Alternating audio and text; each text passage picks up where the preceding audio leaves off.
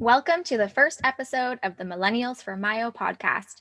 Today, we're going to be going through sort of an introduction about ourselves and our topics from a millennial point of view.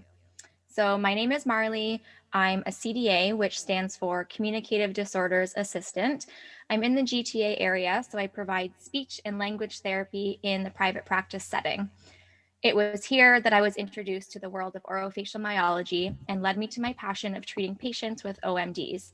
A little bit later, we're going to be going into what exactly OMDs are, orofacial myofunctional disorders.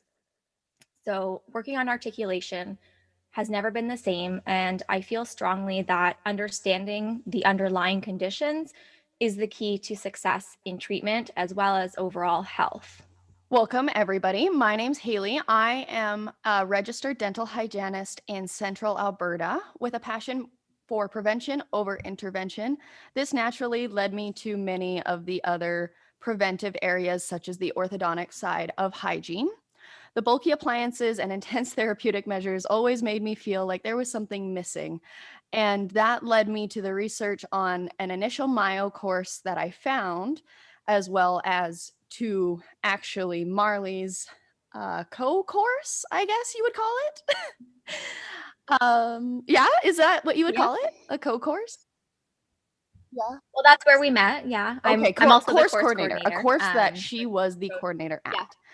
I quickly realized that many of my patients struggle with a variety of these OMDs, which could have been prevented or improved with myofunctional therapy instead of, giant appliances in kids' mouths, which are necessary, but also I was curious if there were other options. And I think myofunctional therapy is the bridge there.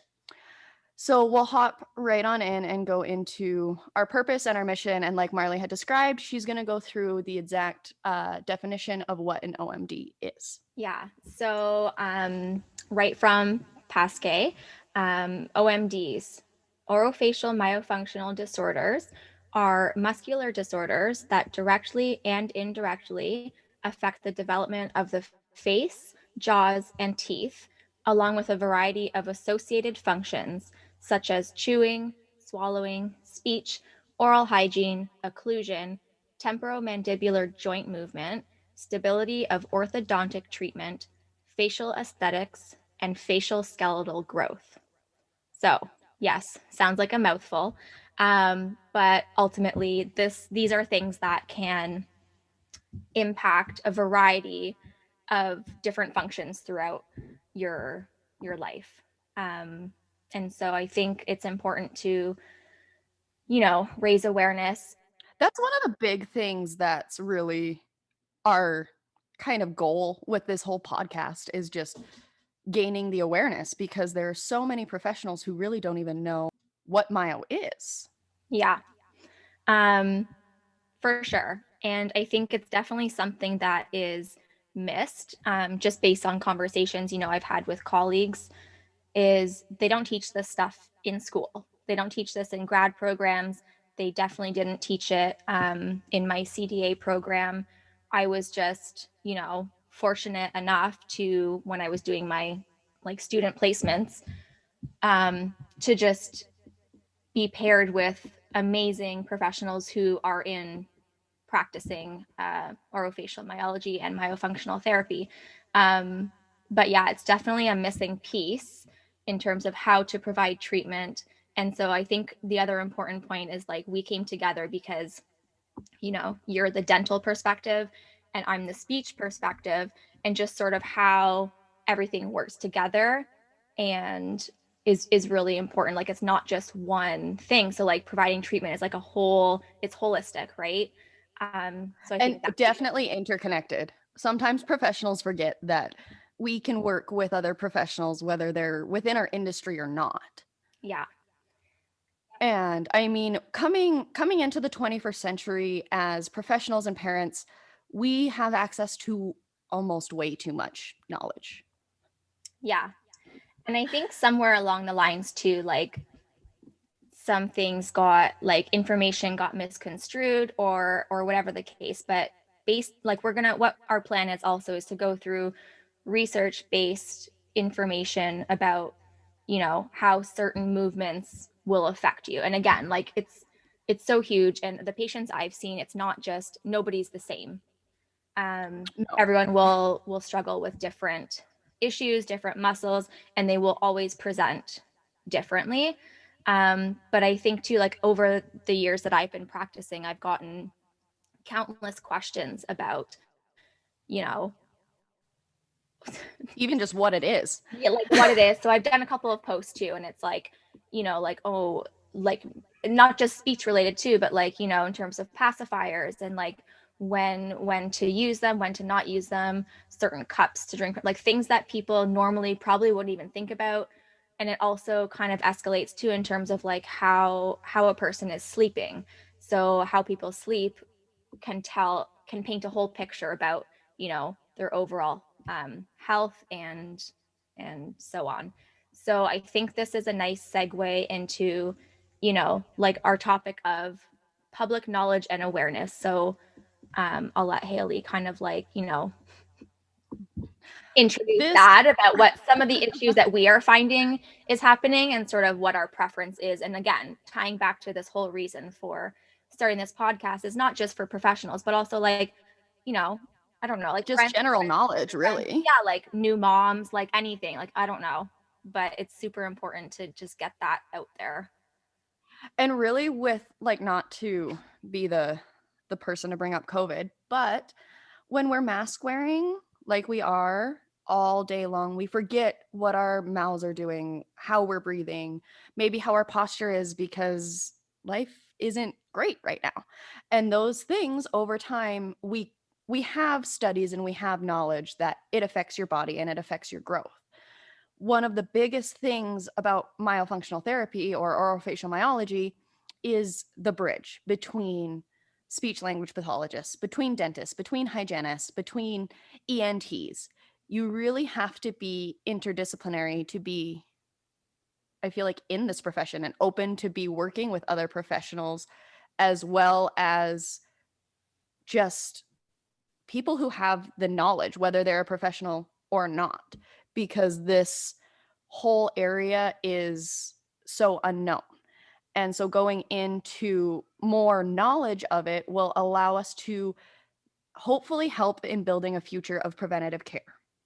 The whole idea behind that is being able to create an environment where the general public has access to awareness and as well as maybe some options of preventative measures before ultimately opting for extreme interventions because of just honestly lack of preventative knowledge. And that really does just circle back to why we started the whole podcast, because we just want to get the information out there, what the signs, what the symptoms are, and what many people wouldn't even recognize as a sign or a symptom or something to even look into because it's been normalized in our 21st century. Yes, for sure. I think that's huge too. We're definitely in an era where repairing something or treating something is the go to. But oftentimes it can be just like a quick fix or like a band aid solution because you're not digging deeper into what is underlying. Like a lot of even just like family doctors that I know like haven't heard of what this type of therapy is. But I think our whole goal is like, prevention is the most important thing to us. Like looking out for these signs and symptoms, what like and whether they even exist as early as a newborn baby. Like if we can Mm-hmm. get the knowledge out there to have everyone have a small set of eyeballs where it's like you see something, and there should be no shame in like seeking professional advice in terms of like if you see their lips open, like some people don't think that that can lead to further issues as they age, but open mouth rest posture is like a big no-no. Like it can cause so many disturbances. So I think too, just quickly on that note, like it's just in terms of funding and insurance and how that whole thing works. It's not under. Well, insurance companies like you, you bill my Myo essentially through a dental insurance, and I have seen I think one come back with coverage. Wow. I've But gotten. like, and it was just, and I think it was totally a health spending account situation because I was shocked.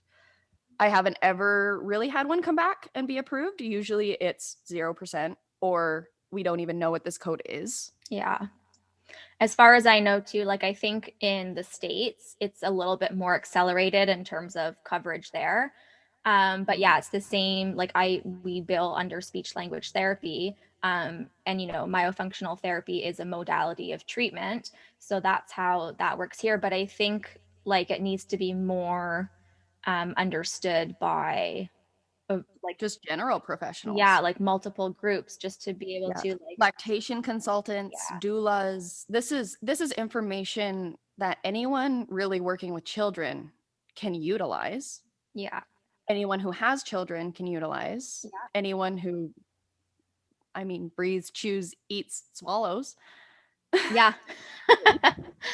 really could benefit from some relief, as well as the fact that I would say what 80, how many of your patients would you say or clients have TMJ pain?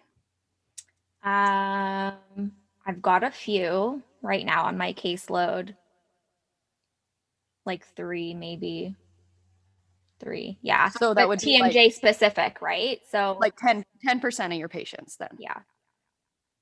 So, and I would say, because I mean the volume of patients that I see per day is intense, and I I would easily say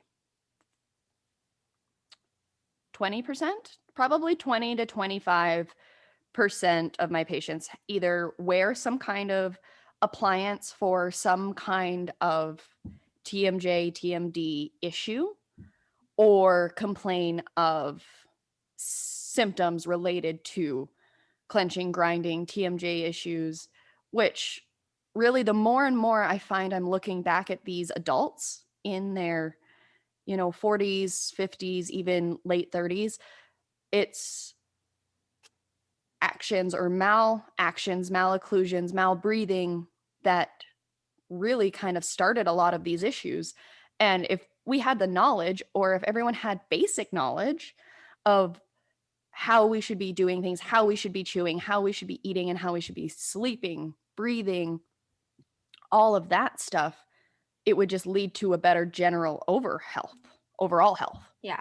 I think that's a good point, and I think I should have clarified, but like I see the bulk of my case as younger kids, right? Mhm. So I am kind of catching them, which is a good thing. Like I'm kind of catching them before the pain sets in if they are having if they move their jaw in inappropriate ways, for example, like I'm kind of catching them before it becomes too much, because the more it's done, then for sure that's when TMJ pain sets in. So like where I do see children and I do see adults, but the bulk of my caseload is children. So, but Whereas interestingly, I'm primarily right. adults. So that makes more sense. Yeah.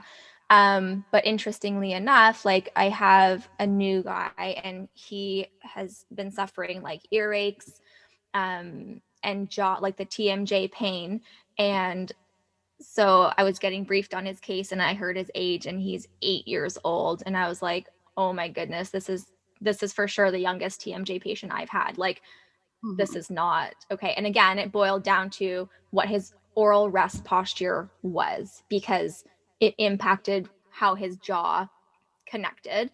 And also, again, mismovements and abnormal movements kind of accelerated his pain. But so, kind of, This really does segue excellently into our next episode, mm, yes, because we will be going through the signs, the symptoms, the health risks, as well as really what the malocclusions or mal habits or bad habits that we're talking about, what they cause and what our indicators would be.